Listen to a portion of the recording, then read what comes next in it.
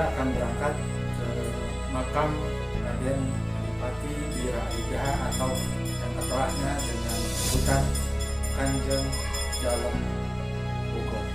Jarak tempuh dari Jalan RTA Prawira Adiningrat sekitar 1,3 km atau sekitar 5 menit jika kita menggunakan kendaraan roda 2. Nanti setelah melewati pintu rel kita akan menemui pertigaan yang ada gapura Kampung KB bagian Tanjung.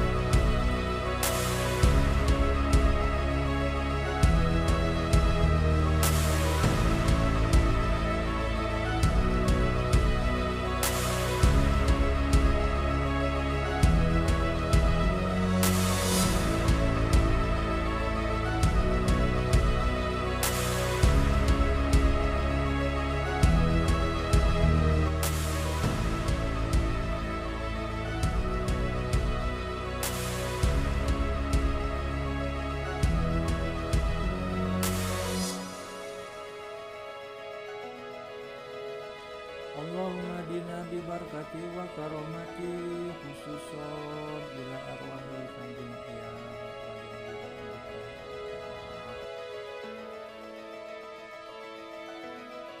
Assalamualaikum. Waalaikumsalam. Ke abdi di kubu di Margaluyu sareng bapak itu sareng Mang Eli, Mang Suka ngurus Mang Eli, Tanjung Malaya. Tanjung Malaya. Bang Endi, punten abdi bade tumaros. Kami ieu makam Makam Kanjeng Dalam Bogor. Kanjeng Dalam Bogor. Kanjeng Raden Adipati Wira Adigdaha Bupati Sukapura.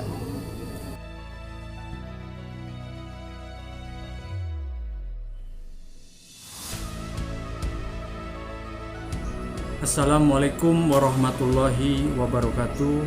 Sampurasun. Perkenalkan, saya Ki Kubu. Pada kesempatan ini saya ingin menyampaikan kepada pecinta dari channel YouTube Ki Kubu. Di sini alhamdulillah saya sedang bersilaturahmi berziarah ke makam salah satu leluhur Sukapura. Di belakang saya ini adalah makam dari Raden Tanuwangsa atau Temenggung Wiratanubaya atau Raden Adipati Wira Adigdaha atau yang lebih dikenal oleh masyarakat luas yang ada di Manonjaya dan juga oleh keturunannya yaitu Kanjeng Dalam Bogor. Beliau merupakan Bupati ke-11 Sukapura dan beliau adalah anak dari Bupati Sukapura ke-9. Semasa hidupnya beliau menikahi beberapa orang istri. Istrina kan dalam Bogor Namina Ibu Haja Siti Maimunah. Ibu Hajah Siti Maimunah. Siti Maimunah, istri dari beliau. Dari beberapa orang istri ini, beliau memiliki dan dikaruniai sebanyak 39 anak. Dan salah satu dari 39 anak tersebut, salah satunya adalah leluhur saya yang bernama Raden Demang Somanegara, atau yang lebih dikenal oleh keturunannya Haji Abdul Latif. Kakek buyut saya adalah putra beliau yang ke-27.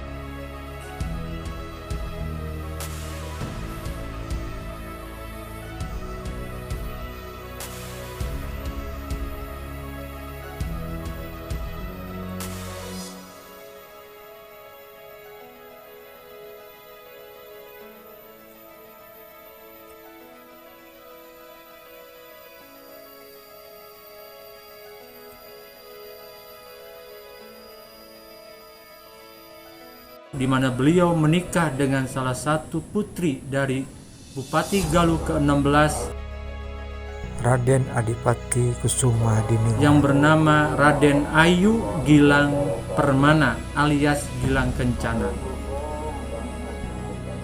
Beliau semasa hidupnya beliau sekitar kurang lebih 20 tahun. 20 tahun beliau menjabat kebupatian dari tahun 1855 sampai dengan 1875. Semasa beliau menjabat sebagai Bupati Sukapura ke-11, banyak hal perubahan, inovasi-inovasi yang beliau lakukan. Di antaranya yang terkenal dengan karakter beliau adalah bupati yang sangat rajin bekerja demi kemajuan, demi kemakmuran rakyatnya, khususnya yang ada di Tatar Sukapura. Di samping itu, beliau adalah bupati yang pemikirannya sangat jauh ke depan. Salah satunya, beliau juga sangat memiliki prinsip, yaitu sangat menjaga keutuhan, kebudayaan, dan kearifan lokal, khususnya adat ketimuran. Makanya pada saat beliau menjabat, banyak hal yang memang beliau tata kembali, seperti misalkan etika dan tata krama di dalam menjalankan pemerintahan, di dalam menjalankan roda kenegaraan pada waktu itu. Kemudian beliau juga menata bahasa, kemudian juga menata adat istiadat, seni dan budayanya. Kemudian beliau juga menata dalam hal berpakaian, yang menjadikan suatu ciri kita adalah bangsa yang besar. Dan satu hal yang perlu digarisbawahi di sini, beliau adalah bupati yang sangat tegas, bupati yang sangat mencintai rakyatnya pada waktu itu. Sehingga karena ketegasan dan kekuatan prinsipnya beliau pada waktu itu, oleh kolonial Belanda ketika ada instruksi untuk menaikkan pajak untuk masyarakatnya, beliau sangat-sangat menolak. Sehingga akibatnya beliau dicopot sebagai bupati dan dibuang ke wilayah Sumatera, tepatnya di wilayah Riau. Dan kemudian di akhir masa hidupnya beliau dibuang ke wilayah Bogor. Sehingga beliau dikenal dengan julukan Kanjeng Dalem Bogor. Dan pada tahun 1908 beliau baru diperbolehkan kembali ke tanah tempat beliau dilahirkan. Beliau dapat berkumpul lagi dengan keluarganya, beliau dapat berkumpul lagi dengan masyarakat yang dicintainya. Dan di akhir hidupnya beliau wafat di wilayah Manonjaya dan dimakamkan di situs Panjaratan Manonjaya, di mana di sini dimakamkan para bupati-bupati Sukapura dari Bupati Sukapura ke-8 sampai dengan bupati beliau dan seterusnya.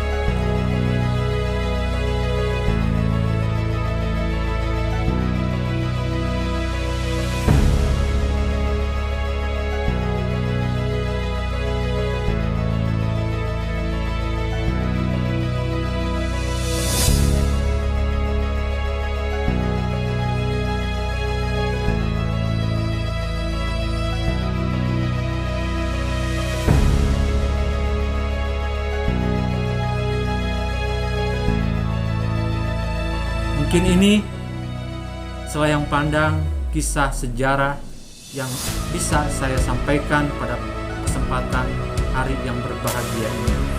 Kesimpulannya, hana nguni, hana mangke, tan hana nguni, tan hana mangke.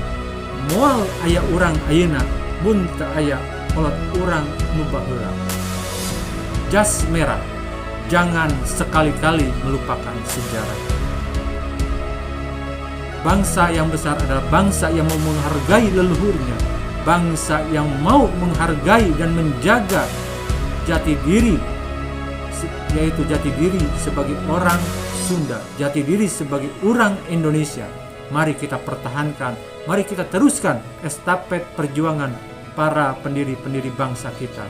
Mari kita teruskan estafet perjuangan para bupati-bupati Sukapura yang terdahulu. Kita bisa memetik pelajaran yang sangat berharga, karakter-karakter kepemimpinan yang memang harus kita jaga, harus kita pertahankan, di mana ketika pemimpin mencintai rakyatnya, niscaya rakyatnya pasti akan mencintai para pemimpinnya. Tugas kita, mari kita doakan, semoga kedepannya tumbuh kembali pemuda-pemuda, generasi-generasi ke depan yang bisa dan akan terus meneruskan estafet perjuangan para pendahulu-pendahulunya dengan menanamkan kebaikan, dengan menanamkan ajaran-ajaran kerasulan, ajaran-ajaran kenabian, ajaran-ajaran kesiliwangian, ajaran-ajaran Sukapura Daun Ngora. Sekian dari saya, semoga bermanfaat buat kita semua. Wabillahi taufiq wal hidayah. Wassalamualaikum warahmatullahi wabarakatuh. Sampurasun.